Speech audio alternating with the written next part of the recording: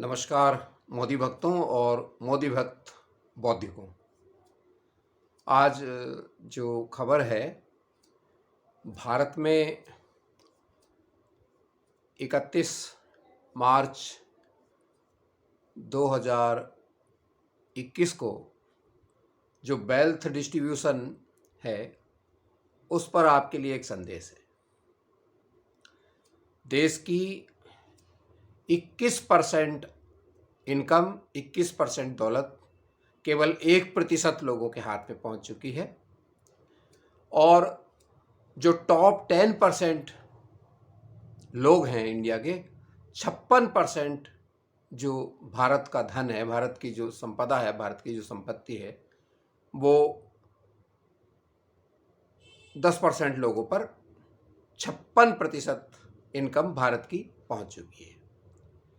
और दूसरी खबर आप लोगों के लिए ये है कि जब यूपीए की सरकार 2014 में गई थी, तब लगभग 67% जीडीपी का 67% भारत पर कर्ज था, जो अब पिछले 7 साल के डायनेमिक मोदी जी के जो विकास और आर्थिक नीतियां हैं, उनके परिणाम स्वरूप अब ये लगभग 74% से 77% के बीच में हो गया है। और तीसरी खुशखबरी इसमें यह है,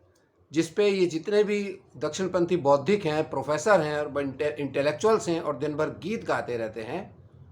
ये दक्षिणपंथी आर्थिक नीतियों की, उनके लिए है कि जो 81 करोड़ लोग गरीबी रेखा से नीचे आ गए हैं 31 मार्च 2021 को, और ये 2022 तक जो अगला सत्र आएगा, अगर ये कोरोना ऐसे ही चलता रहा तो 91 करोड़ लोग गरीबी रेखा के नीचे आ जाएंगे भारत में। अर्थात एक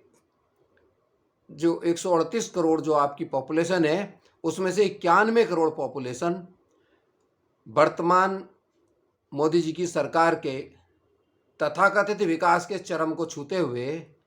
ये इसमें से 91 करोड़ लोग गरीबी रेखा के नीचे आ जाएंगे। और जो चौथा है, जो इन सब का इन्फ्रेंस है, वो इतना खतरनाक है कि यदि कोई किसी देश पर उसकी जीडीपी से 70% से अधिक कर्ज होने लगे, तो उसकी अंतर्राष्ट्रीय कर्ज भुगतान करने की क्षमता लगभग डिफॉल्ट होने की अवस्था के करीब पहुंच जाती है। अब जो भारत के तथाकथित उच्च मध्यम वर्ग है, वो भी जरा सुन ले कि जैसे अचानक एक दिन शाम को 8 बजे नोटबंदी की घोषणा हुई थी, फिर आधी रात को जीएसटी लागू करा गया, और फिर एक दिन 21 दिन का कोरोना युद्ध महाभारत के रूप में जीतने की घोषणा हुई। इसी तरह से अगर अंतर्राष्ट्रीय कर्ज भारत पर बढ़ता गया और इतनी संख्या में लोग गरीबी रेखा के नीचे आते गए, तो किसी ना किसी दिन उन रईसों को भी, जो अपने आप को अपनी बैंक जमा पूंजी के आधार पर बड़ा सेफ समझते हैं, उन्हें भी किसी ना किसी तरह के निकासी प्रतिबंध के लिए तैयार रहना होगा। जय हिंद, जय भारत।